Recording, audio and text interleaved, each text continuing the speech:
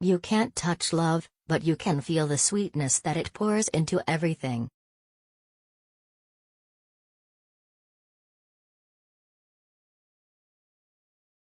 Children require guidance and sympathy far more than instruction.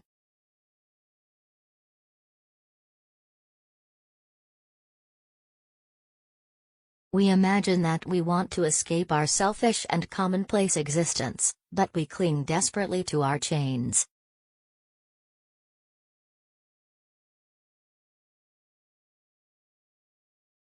My heart is singing for joy this morning. A miracle has happened. The light of understanding has shone upon my little pupil's mind, and behold, all things are changed.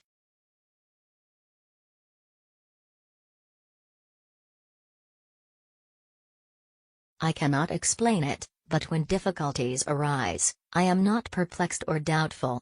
I know how to meet them.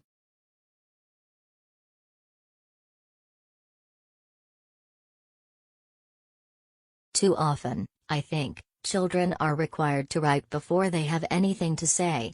Teach them to think and read and talk without self-repression, and they will write because they cannot help it.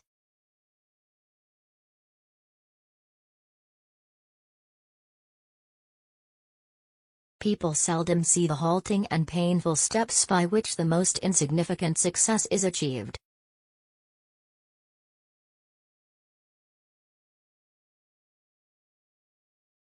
Education in the light of present-day knowledge and need calls for some spirited and creative innovations both in the substance and the purpose of current pedagogy.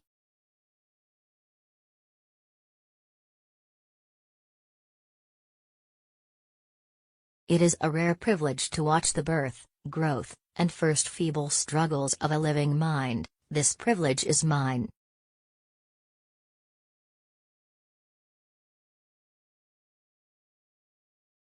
The immediate future is going to be tragic for all of us unless we find a way of making the vast educational resources of this country serve the true purpose of education, truth and justice.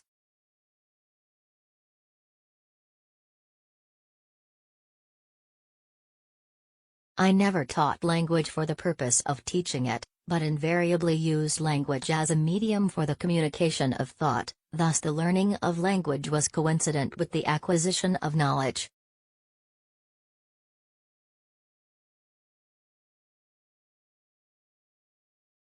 A strenuous effort must be made to train young people to think for themselves and take independent charge of their lives.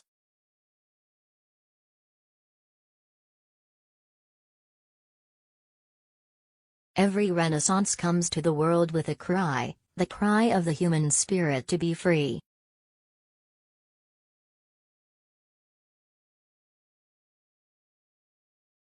Obedience is the gateway through which knowledge, yes, and love, too, enter the mind of the child.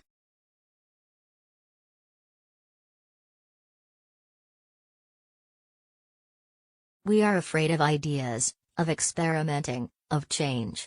We shrink from thinking a problem through to a logical conclusion.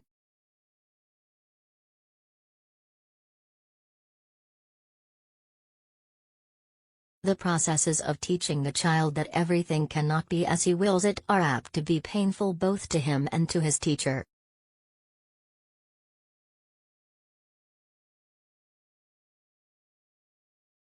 We all make mistakes, as the hedgehog said as he climbed off the scrubbing brush.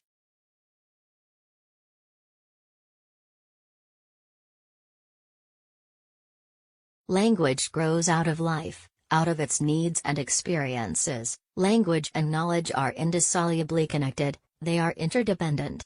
Good work in language presupposes and depends on a real knowledge of things.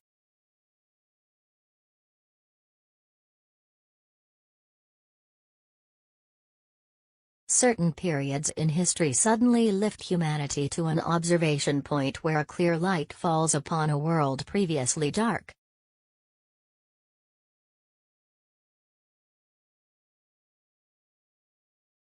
The truth is not wonderful enough to suit the newspapers, so they enlarge upon it, and invent ridiculous embellishments.